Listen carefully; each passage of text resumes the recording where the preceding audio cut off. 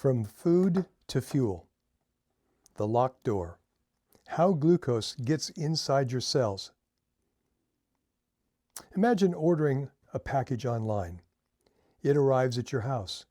It's sitting right outside your front door. But here's the question. Has the package actually entered your house? Well, of course not. Someone has to open the door. Believe it or not, something very similar happens every second inside your body. I'm Dr. Bill Pierce. Last time, we followed nutrients through the bloodstream as they were delivered to nearly every cell in your body. Today, we arrive at one of the most fascinating moments in the entire journey. How does glucose actually get inside the cell? Every one of the trillions of cells in your body is surrounded by a thin outer covering called the cell membrane. Think of it as the walls and front door of your home. Its job is protection. It decides what gets in and what stays out. That's incredibly important because if everything could freely enter a cell, well, the cell just couldn't survive. You see, the membrane acts as both a security guard and a gatekeeper.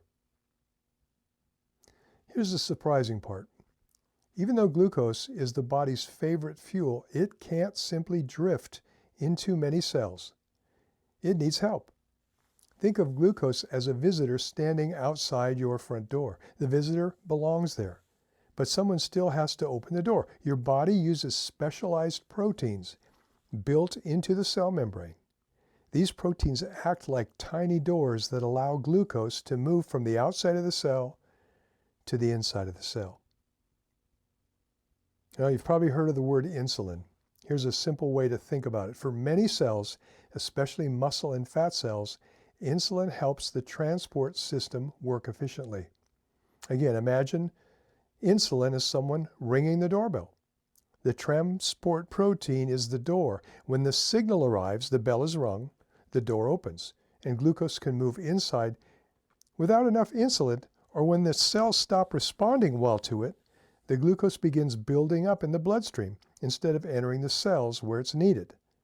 That's one reason diabetes and insulin resistance become such significant health problems. Now, we've reached an important milestone. For the first time since taking that first bite of food, glucose has finally entered the cell. But here's something fascinating. Even now, the body still hasn't produced very much energy. We've prepared the fuel, we've delivered the fuel, now we've opened the door. Now the real work begins. In our next episode, we'll discover what happens inside the cell. We'll follow glucose into a busy area called the cytoplasm, where it begins breaking apart in a remarkable process called glycolysis. It's the first step in actually creating usable cellular energy. I'm Dr. Bill Pierce. Thanks for joining me on another step of this incredible journey from food to fuel. And remember, understanding your body is the best step toward taking better care of it. My bottom line, every cell has a protective membrane. Glucose can't simply walk inside. Transport proteins allow glucose to enter. Insulin helps many cells receive the fuel they need. And the next step is glycolysis. I'll see you next time.